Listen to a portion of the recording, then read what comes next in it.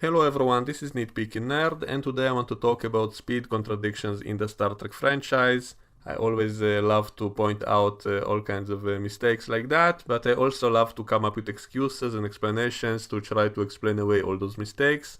It's very obvious if you watched a lot of Star Trek and if you notice all kinds of details like that, you notice that the speed of communication signals varies a lot between episodes, even inside each show by itself, so you can't say it's a different transmitter they're using, maybe one is more powerful and the other is weaker. So even if we look at the same ship or the same station and we compare all the times in which they send a transmission and they say how long until the transmission arrives, and they sometimes say the distance it will travel, and sometimes they say it takes days or weeks, other times they're able to do a live conversation the same distance or a greater distance, so it's very inconsistent. But I also think it can be easily explained because we know there are subspace relays, for example, which enhance the signal, and so that can explain how come sometimes they're able to have live conversations and other times it takes weeks for a signal to arrive. It might depend on how many subspace relays there are on the way. It also can depend on space itself, how many interferences there are in that region of space, how cloudy that region is, you can say, and because it's all in subspace, it doesn't even have to be related to the number of stars or stuff like that. It can depend on stuff that we currently have no knowledge about, all kinds of subspace phenomenons. Maybe it's related to the density of dark matter or dark energy. So it doesn't even have to be related to the density of stars or nebulas or stuff like that. It's all in subspace, so maybe totally different rules apply there. Even though in many episodes and movies it does seem to be related with physical mass, such as an atmosphere of a planet seems to make it harder to get a signal out, or if you're close to a sun or inside a nebula. They did say a lot of times that causes interference, but I'm saying even inside a clear space, you might still have all kinds of subspace phenomenons which you can't even see, which might be slowing down or boosting up a signal, and that can explain away all the inconsistencies of how long a transmission will take to arrive. It all depends on where exactly you are in the galaxy. And also it might keep changing, all these phenomenons in subspace might be moving around, and so it might even be different from time to time in the same sector between the same two planets, and so that can explain away all the inconsistencies regarding the speed of subspace transmissions. As for warp travel, I think a similar excuse can be used as well to explain the many contradictions of how long it will take at a certain warp factor to get to a certain destination or a certain number of light years. It seems to vary a lot if we look at all the evidence, and maybe I'll do compilations of that just for fun to demonstrate the inconsistency.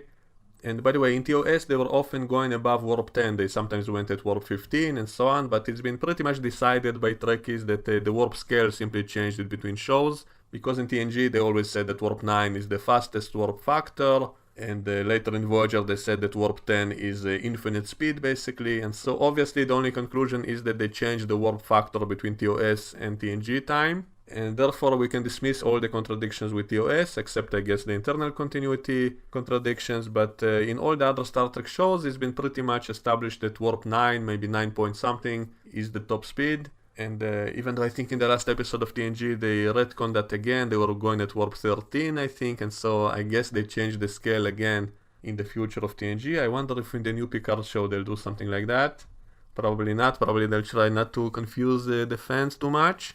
But for the most part, TNG and Deep Space Nine and Voyager were pretty much consistent in keeping the warp scale somewhat the same, but they still have a bunch of contradictions because the writers simply didn't pay attention to all the details. So sometimes they said that a starship can go 300 light years in a few days, other times that kind of distance would take years to pass. In Voyager they said that it takes 80 years to travel 80,000 light years, which means it takes a year to travel 1,000 light years, and so it seems to be very inconsistent between specific episodes, even if you're talking about the same ship, so you cannot use the excuse that it's a different engine. Now maybe it's possible to travel at a very fast speed, but then you cannot do it for long, and in Voyager they had to do it for a long time consistently, and that's why they couldn't do it, meaning you can travel, let's say 300 light years in just a few days, but then you have to take a long break for the engine to cool down or recharge or something, so you cannot keep that speed consistently. So that can be one excuse, but many times we have an exact figure, the exact number of light years they need to travel, and they said how long it will take, and yet in another episode the numbers are different.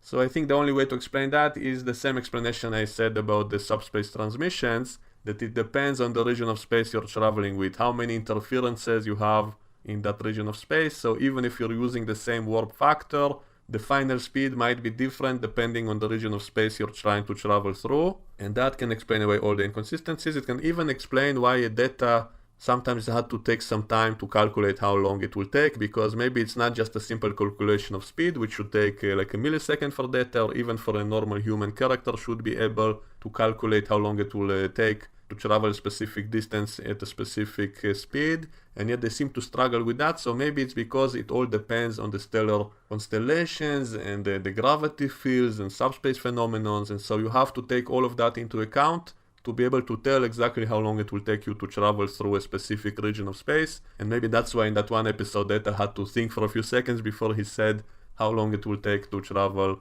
to a specific point. Maybe he had to connect with the main computer and to gather all the data about the region of space before he could give an answer. And he even said in that episode that the subspace phenomenon is interfering with his ability to know how long it will take. Even though all of that scene was inside the simulation, but that's beyond this point. That was supposed to look like the real data and how he will react to that.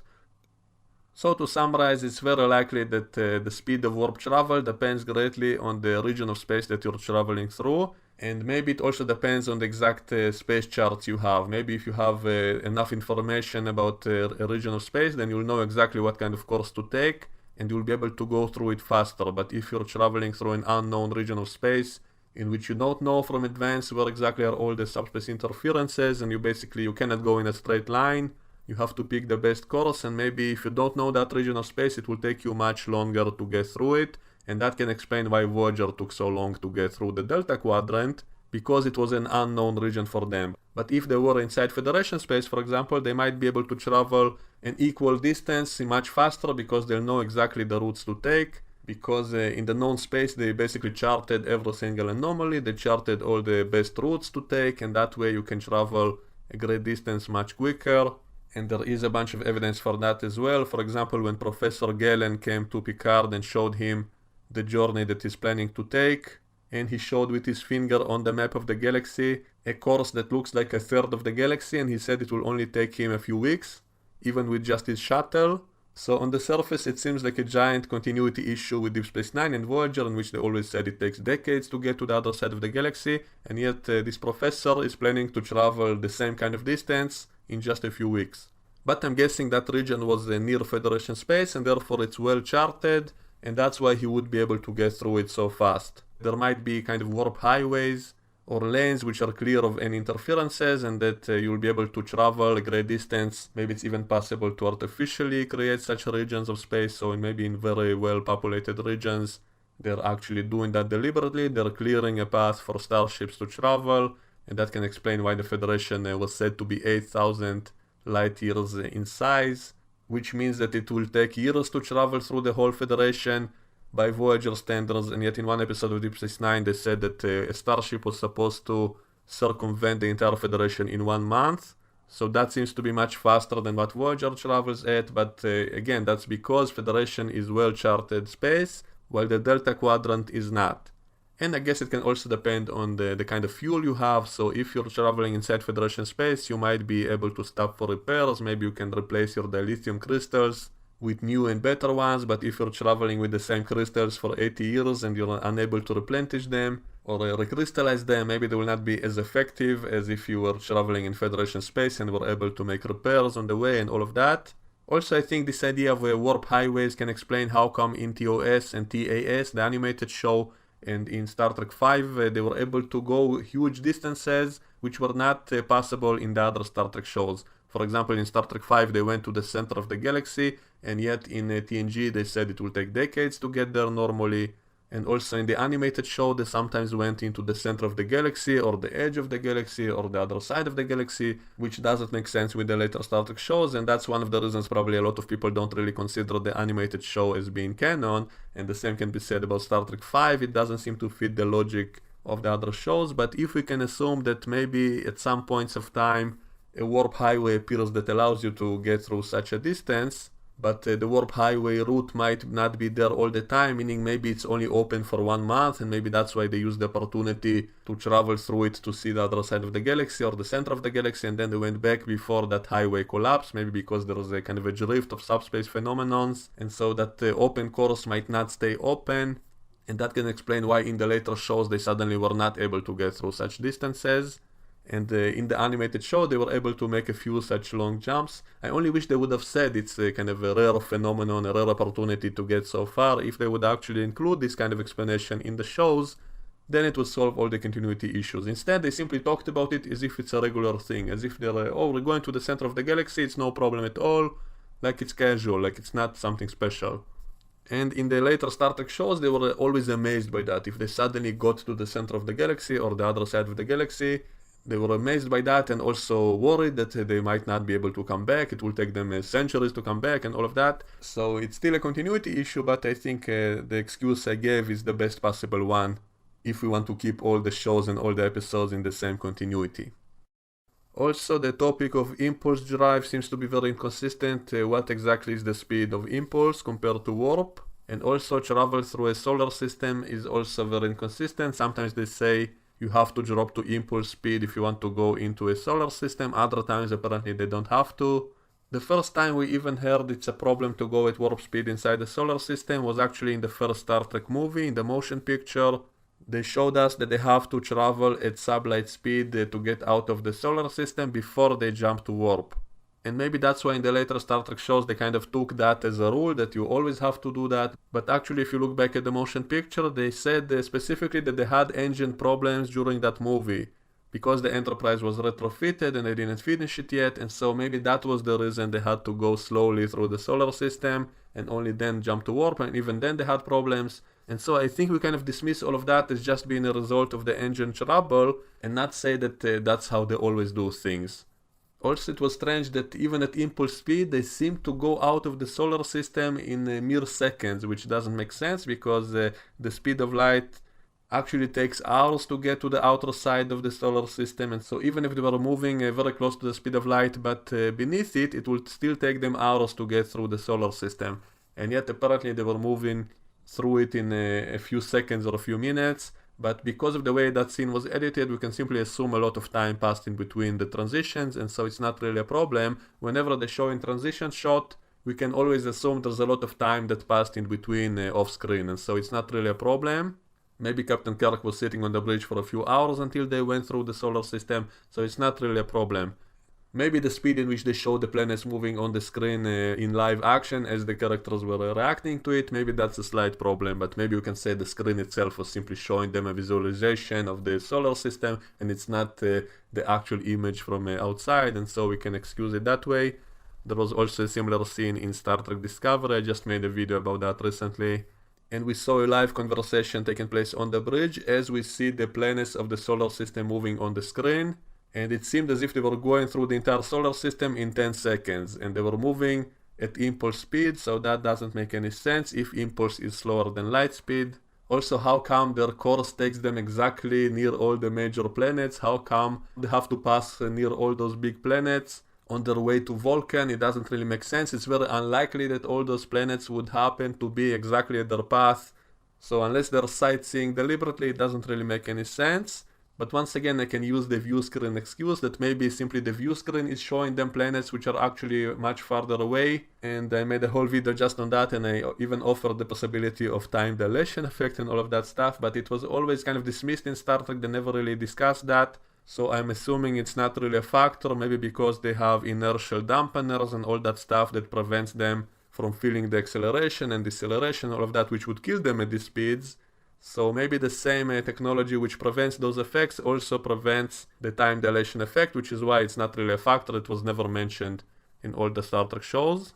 And another way to explain what we saw in all those journeys through the solar system is maybe that impulse speed is not really sublight. Maybe it was never really stated directly. It was often said that warp travel is the way to go between stars and all of that. Even Riker specifically said when he was asked what's the biggest invention in the last 200 years, and he said the warp coil, because without it humanity was stuck in one sector of the galaxy. So that seems to strongly imply that warp travel is the only way to go faster than light. However, we did see a whole bunch of episodes in all the different shows in which we saw there are many other methods to go faster than light, even without warp travel. So maybe we can assume that impulse is also can be faster than light, simply not as fast as warp drive. And we can even use that to explain that blunder in that episode with the Romulans in TOS, in which they specifically said that the Romulans don't have warp drive, they are only using impulse, and yet they are such a big threat to the Federation. That line never really made much sense, because if they don't have warp drive, if they cannot go faster than light, then how can they even be any kind of threat to Starfleet or the Federation? But maybe impulse itself is also faster than light. So they don't have ships which are as fast as ships with warp, but they are still fast enough to get to other systems. And so we can use that excuse, and that can explain how come they can move through the solar system in minutes, while only using impulse before jumping to warp. And we also have another example of that in the TNG episode Best of Both Worlds, when the Borg were attacking the Sol system, and yet when they approached Saturn, they apparently dropped to impulse, and then went the rest of the way at impulse speed until they reached to Earth. And then when the Enterprise followed them, they also had to drop to impulse near Saturn, and then it took them, according to Wesley, 22 minutes until they got to Earth, which is also faster than light, by the way. It should take hours to get from Saturn to Earth, even when they're at their closest points in their orbits. It should still take hours, but they were able to get through the distance in just over 20 minutes. So there are only a few possible explanations. One is that impulse speed is actually faster than light. Another is that maybe they did another warp jump somewhere in between. Maybe they only had to drop from warp near Saturn because of the vicinity of the planet, or something around the planet, maybe a lot of traffic near there.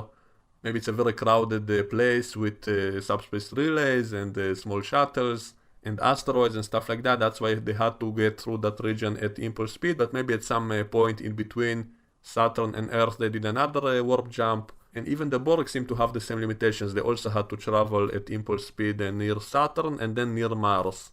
We saw that specifically, that they were not moving at warp speed. So even the Borg might be afraid of colliding with debris at warp speed, because it might cause a lot of damage to their ship. And so the indications seem to be from that episode that you cannot go at warp speed inside the solar system. And that's something that was even said specifically in one episode of Deep Space Nine, in which they had to take the Defiant into warp inside the Bajoran star system, and then Doug said, how can you go inside the solar system at warp? And it sounded like it's dangerous, it's risky, but it was still possible, and they did do that in that episode.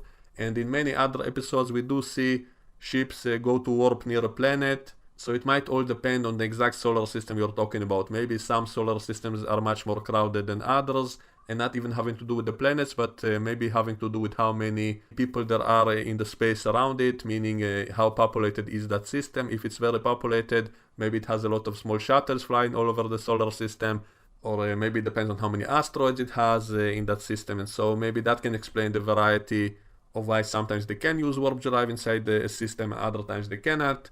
Maybe it all depends on the system and how crowded it is with people. And when they were in the past in Star Trek 4, we saw that they do jump to warp from the atmosphere of Earth, but maybe because it's in the past and there is no space traffic yet as much as in the later centuries, and so maybe that's why they can do it without any real big risk, while in the present time they wouldn't be doing that because of too much traffic out in space, and even the Borg were scared of that, which is why they slowed down when they entered the Sol system. And the fact that it took only 20 minutes to get from Saturn to Earth can be explained either by them jumping to warp somewhere else in between, or if impulse speed itself is also faster than light, which I do think is possible. We don't really know how it works. Maybe it also distorts space somehow, just not as much as the warp drive can. And as I said, we had a lot of examples in many other episodes about different kind of engines which can take you faster than light even without warp speed. For example, in Deep Space Nine, Cisco built an ancient Bajoran ship which was supposed to be like a sail ship using solar winds to travel, but then some tachyon storm appeared and took them light years away, and so apparently it's able to travel on tachyons without any warp drive. And there's the soliton wave in one episode of TNG that said to be able to replace warp drive. And of course we have wormholes and subspace tunnels and subspace funnels and all kinds of phenomenons which are able to take you much faster than light without any warp travel. So maybe Impulse itself is also faster than light, but not as quick as the normal warp drive, which is why it was said to be inferior to warp drive, but they never specifically said that it's not faster than light, just that it's much slower. And so we can use that excuse to explain all the mistakes we saw on screen, how come sometimes they are able to go through the entire solar system in minutes at impulse speed. Also, I'm assuming it all depends on what kind of ship you're using, because sometimes when they were taking shuttles to go into solar systems, they commented on how long it takes. They said it takes hours to get to their destination. And I'm assuming some of those shuttles simply didn't have warp drive, or that it was too risky to use warp drive inside that specific solar system. And so oftentimes they commented that it takes hours to get to the planet on a shuttle. And in the episode Chain of Command, Captain Jellicoe even said that he used to be a shuttle pilot. And he said that he was going from Jupiter to Saturn and back once a day, every day.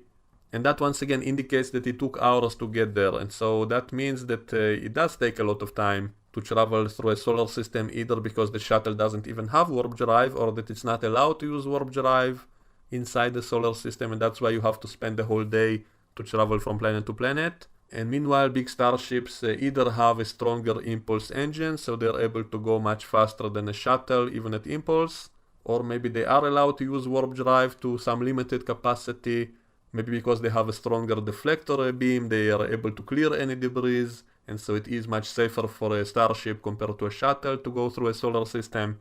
Or maybe because it's a VIP starship, that it's an important mission, and so all the other stuff kind of clears the path for it. All the other civilian transports and all of that are ordered to clear the way so that the starship can fly through there and so on. So we can come up with explanations like that. It can also explain how come a lot of times they said the Enterprise is the only ship at range, even though it was near Earth. So how come at the center of the Federation you would assume there are a lot of starships nearby, but only the Enterprise is in range, so how is that possible? I'm guessing because it simply has a much faster engine, and so that's why it's in range, not because it's the only ship in the area. It's simply the fastest ship in the area. And in the movie Generations also they had the same kind of scenario. The Enterprise B was the only ship at range, even though it's in the solar system, but they said something about going on some trip around the solar system to just beyond Pluto before coming back, and then they got a transmission, and then they were the only ship at range. So maybe because they were on the outside of the solar system already, that's why they can jump to warp immediately, and that's why they're the closest ship. Maybe there were other ships near Earth, but they were inside the solar system, and it would take them a while to get to a safe place from where they can go to warp, and that's why the Enterprise B had to do that. So it's not as if it's the only ship in the solar system, it's simply the only one on the edge of the solar system. So that made it kind of a little more plausible. In the motion picture, I think that was the most problematic, that they said the Enterprise is the only ship in range, but maybe because the Enterprise warp drive is simply so much faster than any other ship, and maybe because it's the most advanced ship in general, that's why they wanted to send that one specifically. There might be another possible explanation to explain how come only Kirk's ship was the only one apparently able to go to such great distances. We can explain it with something that happened in the TOS episode By Any Other Name, in which the Enterprise was taken over by aliens from another galaxy who seemed to be far more advanced, and they wanted to take their ship back to their own galaxy, and they said that they are modifying the ship's engines to be able to get there faster, otherwise it will take thousands of years to go there at normal warp speed. But they were able to make the engines go much faster. And Spock even said that this is far beyond any science they know, which now is kind of ridiculous, because if we accept Discovery as part of continuity, that means Spock lied in that scene, because he did know that humanity did develop much faster way to travel, which is the spore drive, but he pretends he doesn't know about it because it was classified, I guess. So he said how remarkable it is that they can go so much faster. And in the end of that episode, they became friends with those aliens, and they let them go back to their own galaxy, presumably with the same engine modifications, and no one ever said anything about removing those modifications. It's possible those aliens had their own prime directive that they cannot give advanced technology to humanity, so maybe they demanded all their upgrades to be removed. Or maybe as a sign of trust with the Federation, because the Federation kind of makes a deal with them to allow them to colonize the Milky Way galaxy on uninhabited planets. So maybe as a sign of trust, they did allow the Enterprise to keep that advanced engine technology, but with the condition that they will not share it with any other ship. Or maybe it required some kind of unique technological component which they gave, which cannot be replicated. Maybe some new type of crystal which is better than the dilithium crystal, or a more advanced dilithium, something like that. So this could explain why the Enterprise later was the fastest ship in the fleet, when no other ship was as fast. I even remember Scotty making fun of the Excelsior ship in Star Trek 3 because it had a brand new transwarp drive, and yet Scotty was kind of poking fun at that, so maybe their own engines were still much faster than anything else Starfleet had. And this could explain all those other episodes, especially in the animated series, in which the Enterprise seemed to be going much faster than any other ship was able to ever again. It's too bad that Star Trek V had a different Enterprise after the original one was destroyed. And so I guess my excuse cannot cover Star Trek V, how they were able to get to the center of the galaxy so quickly. And that's a shame, because that could have covered that little continuity problem as well. It would explain why Cyborg needed the Enterprise specifically, because it was the only ship to be able to go there. But because it's a different ship, then that explanation I just gave doesn't cover it. Unless maybe that special component that the Enterprise had was recovered and installed in the Enterprise A as well, then it's possible, I guess. Maybe that special crystal or something survived the destruction, the self-destruct of the first Enterprise, and was then recovered by Starfleet and installed in the next Enterprise as well. And we don't really know what happened to the Enterprise A after Star Trek 6. How was it destroyed, if it ever was destroyed, and so what happened with that advanced technology. But I guess it just couldn't be duplicated, and maybe it ran out, maybe if it's a special crystal, but it gets diluted. You know, in Voyager, in that episode, The Threshold, they said that if you find a special kind of dilithium, that will allow you to go much faster than normal warp drive. And that's how they were able to reach warp 10 in that episode and never use it again. So I guess it was very limited. It was only enough for a few small jumps, and then they ran out of it. So maybe the Enterprise used something like that, which was unique, and after it ran out, no one could do that again. And there are a lot more examples like that. For example, in the Dominion War in Deep Space Nine, they had to send a fleet through an enemy fleet in order to get back to Deep Space Nine, and so that raises the question, why couldn't they simply go around that enemy fleet instead of trying to fly through it? And so that made no sense on the surface, unless we assume that if they took alternate routes, it would take them too long to get there. Maybe subspace interferences would take even longer to get to their target, and so they were simply trying to fly on a subspace lane or a warp highway to get to their target in the fastest possible way, and that's where the Dominion fleet put its forces to try to block them. And so simply we can assume there was no real option to go around them safely, or maybe it will give an advantage to the enemy fleet if it will also split off and outnumber each ship individually. Maybe it will be even harder to get through, and maybe they simply tactically decided to try to break through the enemy fleet on that warp route that is the fastest. I do kind of wish they would have explained it to us in the actual episode, if they would have shown it to us on a map and said that they have to go through this exact route, because otherwise it will take much longer and it's not an option, and that's why they have to break through the Dominion fleet, which is concentrated on that specific narrow path that they have to take. That's kind of the scenario of the 300 Spartans. You know, they were putting their forces through a very narrow path because it was the only passage, and so that's why they were fighting in that specific spot. So they could have given that kind of an excuse in that episode, and then it would make perfect sense. But we can still assume maybe something like that was in effect, or maybe there were minefields in the other regions, and so it was impossible to get through other regions, that they were blocked in some other way, or maybe warp itself was only possible through that narrow path, and that's where they put the fleet. And so we can kind of invent those kinds of theories ourselves, and I always enjoyed making up excuses like that, and hopefully it's also enjoyable to listen to this. So let me know in the comments what you think. If you agree with my explanations, if you have other ideas, let me know and we can discuss it in the comment section, and I will see you all next time. Bye bye.